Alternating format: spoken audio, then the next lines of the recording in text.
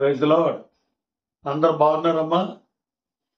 అందరూ చక్కగా నిద్రపోయి లేచారా? ఈ ఉదయ కాలంలో లేచి కుటుంబ సమేతం కలిపి ప్రార్థన చేసుకున్నారా? ప్రార్థన చేస్తున్నప్పుడు దేవుని ఆత్మ మధ్య సంచారం చేస్తుంది. దేవుని ఆత్మ దిగి వస్తుంది, అభిషేకిస్తుంది, బలపరుస్తుంది, ఐక్యతను చేస్తుందండి. దేవుని ఆత్మ చేసి పని ఏంటి తెలుసండి? సఖ్యత, సమాధానం. ఎందుకంటే అర్థం చేసుకునే మైండ్, మనసును దేవుడిస్తాడు. మీరు మోకరించి ప్రార్థిస్తే భార్యాభర్తలుగా, బిడ్డలుగా, కుటుంబీకులుగా కలిసి మరి ప్రార్థించినప్పుడు దేవుని ఆత్మ చేత దేవుడు మిమ్మల్ని నింపుతూ ఉంటాడండి.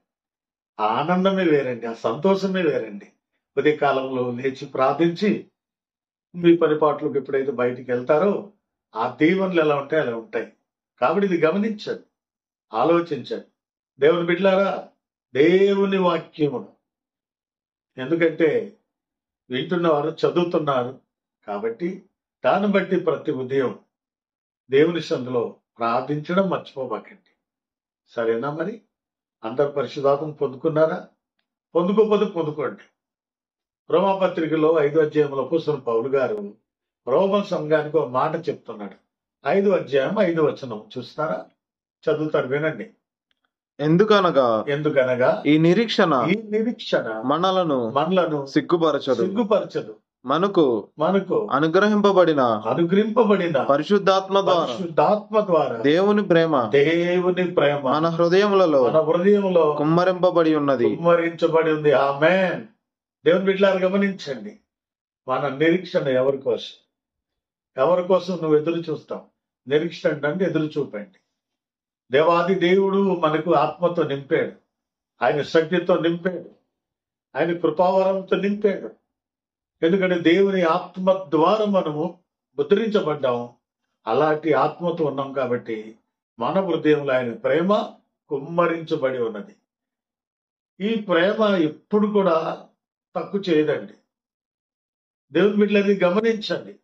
ఈ నిరీక్షణ మనను సిగ్గుపరచదు. ఏ విషయంలో సిగ్గుపడుతున్నావా? బాధపడుతున్నావా? అనుకున్నది జరగలేదని, నేను ఇలాగ అనుకున్నాను అవ్వలేదని బాధపడుతుంటే నేను నిరీక్షణ విషయంలో తప్పిపోవద్దు, బాధపడవద్దు. దేవుడు నీవు నిరీక్షించిన దాన్ని బట్టి నీకు దేవుడు జరిగిస్తాడు. ఈ విషయాలు గమనించండి.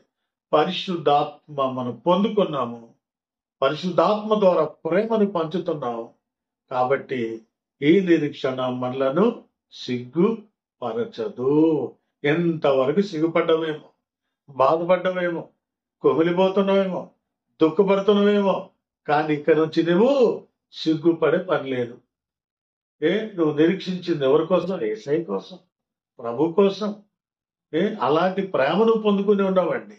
ఆత్మచేత నువ్వు ముద్రించబడి ఉన్నావు, కుమ్మరించబడి ఉన్నావు. కాబట్టి ఈ రోజు నీ జీవితంలో ఎన్ని కార్యాలయం చేయగలడు?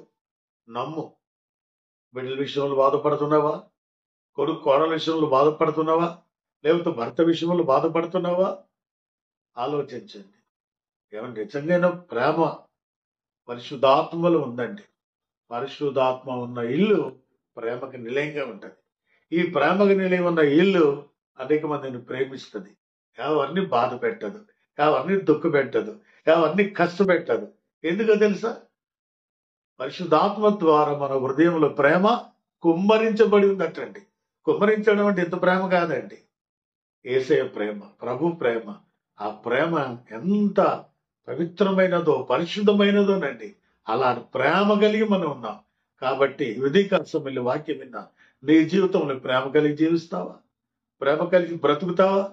ప్రేమ కలిగి జీవించి నీ కొరకు, ఇదిగో దేవా నేను నిరీక్షిస్తున్నాను తండ్రి ఈ కార్యాలు చేయమని దేవుని దగ్గర అడగలవా? ఒకవేళ ప్రేమ గాని లేకపోతే పరిశుద్ధాత్మని పొందుకో, అభిషేకించబడు, ముద్రించబడు. పరిశుద్ధాత్మ ద్వారా నువ్వు నిండుకొని ఉండు. అప్పుడు నీవు, నీ కుటుంబం బాగుంటారు, బాగుపడతారు.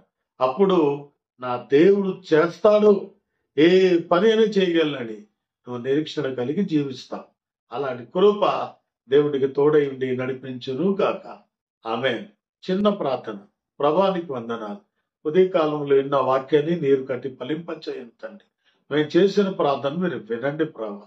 దేవా, మరెవరైతే నిరీక్షణ కోల్పోయి ఉన్నారో, ఎవరైతే పని జరగలేదు సిగ్గుపడుతున్నారో, బాధపడుతున్నారో, భయపడుతున్నారో ధైర్యపరచండి, బలపరచండి.